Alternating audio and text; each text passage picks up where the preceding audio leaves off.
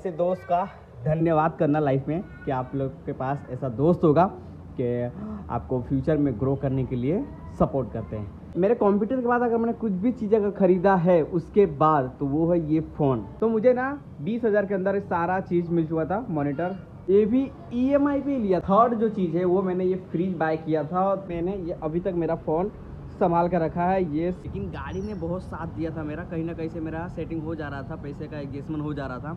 Pulling up black windows once you go down. You must be crazy if you think that I'ma slow down. Don't wanna hear it talking shit. Hello everyone, welcome back Gupta Raj episode में आपका जैसे मैंने कल रात वाला जो video upload किया shoot किया था, कंटेंट बनाया था, 25 मिनट का वीडियो बनाया था और बहुत लंबे टाइम के बाद ना मैंने इतना लंबा एपिसोड शूट किया, क्योंकि मैं कभी इतना बड़ा एपिसोड शूट ही नहीं करता हूँ।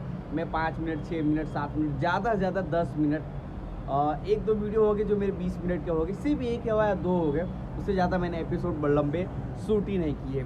पता है आज मैं बात करने वाला हूँ कि नौकरी करते करते मैंने क्या चीज़ है जो अपने पैसे से परचेज़ किया है, जैसे लोग कमाना शुरू कर देते हैं, मैं हूँ आप हूँ कोई भी हो, तो हर किसी की ख्वाहिश होती है कि मुझे ये लेना है वो लेना है ये लेना है। तो अभी तक मैंने ना जब से मैं काम कर रहा हूँ, नौकरी कर रहा हूँ, तब से लेकर अभी तक 3-4 ही चीज़ें खरीदा है, उससे ज़्यादा नहीं खरीदा है। क्या EMI पे ख़रीदा है, क्या कैश लिया है, सारा चीज़ इस वीडियो में देखेंगे और स्टार्टिंग से शुरू करेंगे। जो फर्स्ट सेकंड थर्ड जो भी होगा ना उस तरीके से देखेंगे और फिर नंबर वाइज देखेंगे क्या ख़रीदा है मैंने, क्या नहीं ख़रीदा है। सबसे पहले बात करूँगा मैं मेरी इस गाड़ी का, जो मैंने 2018 में इसको परचेज़ किया था, स्प्लेंडर प्लस।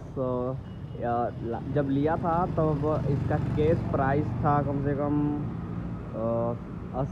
80 हज़ार के आसपास था। और ये मैंने ना ये गाड़ी मैंने 2018 में EMI पे लिया था और आज इस गाड़ी को 7 साल हो गए।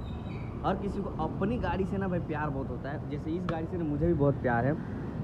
इस गाड़ी को ना मैं बहुत बार मतलब लाइफ में इतना प्रॉब्लम आ चुका था कि इसको सोच रहा था सेल कर दूँ, जो मेरा प्रॉब्लम है वो सॉल्व हो जाएगा, लेकिन गाड़ी ने बहुत साथ दिया था मेरा, कहीं ना कहीं से मेरा सेटिंग हो जा रहा था, पैसे का एडजस्टमेंट हो जा रहा था और ये गाड़ी मेरी बच जा रही थी, तो मैं इसको सेल नहीं किया। और इस गाड़ी से मुझे हद से ज़्यादा बहुत प्यार है। मतलब और भी मुझे गाड़ियाँ पसंद हैं, लेकिन सबसे पहले मैंने ये बाय किया था, तो मुझे इस गाड़ी से ज़्यादा प्यार है। अभी तक गाड़ी में मैंने कुछ ही पार्ट चेंज किए हैं, बाकी जो भी जेन्युइन ओरिजिनल पार्ट होता है ना गाड़ी में, सब ओरिजिनल ही पार्ट है। इसमें कोई भी गाड़ी कुछ भी पार्ट होता है ना मैंने चेंज नहीं किया है। अब मैं वो चीज़ दिखाने जा रहा हूँ जो यूट्यूब पे आने के लिए मुझे हर कंटेंट क्रिएटर को लगता है, जैसे मुझे भी लगा था, सब किसी ने एक छोटे से छोटे फ़ोन से स्टार्ट किया होगा और उस फ़ोन को अभी तक सब ने संभाल कर रखा होगा। जैसे कि मैंने ये अभी तक मेरा फ़ोन संभाल कर रखा है। ये सैमसंग का A50, यहाँ दिख रहा होगा सैमसंग लिखा हुआ होगा यहाँ पे, ये A51 है। 2020 में मैंने इसको परचेज़ किया था और 2022 के स्टार्टिंग के एंडिंग में मैंने यूट्यूब पे वीडियो बनाना इससे ही शुरू किया था, सैमसंग के फ़ोन से। हालांकि सैमसंग के फ़ोन थोड़े चिपकते हैं, लेकिन स्टार्टिंग यहीं से हुआ था मेरा और बहुत अच्छा परफॉर्म इसने काम किया था। पर मैंने उस जो भी मेरे पुराने वाले वीडियोस थे मैंने सबको डिलीट मार दिया। सारे वीडियोस इसी से ही शूट किया था मैंने। और इसका ना बीच में डिस्प्ले जो था वो टूट गया था, तो मैंने इसको बीच में रिपेयर कराया और बेस्ट कंडीशन में अभी तो ऐसा लग रहा है कि भाई एकदम राजा हो गया, राजा। कोई बोल नहीं सकता ना कि इस फ़ोन को 4 साल कंप्लीट हो चुका है और 2020 के आसपास मैंने ये फ़ोन लिया था, 4 साल इस फ़ोन को कंप्लीट हो गया है। तो आज भी उसी तरह ही ये घोड़े की तरह दौड़ता है, बस जो इसका ख़ानदानी प्रॉब्लम है वो चिपकता है, बाकी सब कंप्लीट है। मैंने इसके अंदर सारे वीडियोस अभी तक संभाल के रखे हुए हैं जितने भी इस फ़ोन से शूट किया हुआ था। लेकिन इस वाले फ़ोन को भी मैंने ना EMI पे ही परचेज़ किया था। 18,000 के आसपास या फिर 20,000 के आसपास का ये फ़ोन है, मुझे उतना ख्याल याद नहीं आ रहा है। और मैंने 7,000 डाउन पेमेंट करा था और बाकी का EMI में कन्वर्ट कराया था और सारे EMI कंप्लीट भर दिया और फ़ोन कंप्लीट मेरे पास है। तो ये फ़ोन भी मेरे पास अभी तक मैंने संभाल के रखा है। और सेकंड चीज़ मैंने ये परचेज़ किया था सैमसंग का A51। थर्ड जो चीज़ है वो मैंने ये फ्रिज बाय किया था 2022 के आसपास। ये भी मैंने अपने पैसे से पूरा ख़रीदा था। यहाँ पे लॉक है, तो लॉक को खोल, इसके अंदर सारा सामान रखा होगा, टमाटर, पानी, नींबू जो गर्मी का समय आ चुका है, सब्जी है, मिर्ची है, और ये शायद पुदीना है, धनिया होगा। और ये ऊपर फ्रीज़र है, ये ऊपर भी बर्फ़ में पानी घर वालों ने रखा है। मतलब ये चीज़ भी मैंने ख़रीदा है 2022 में मैंने ये ख़रीदा था। ये भी मैंने EMI पे ही लिया था। ये फ्रिज है LG का, 10 साल की वारंटी जो भी होता है।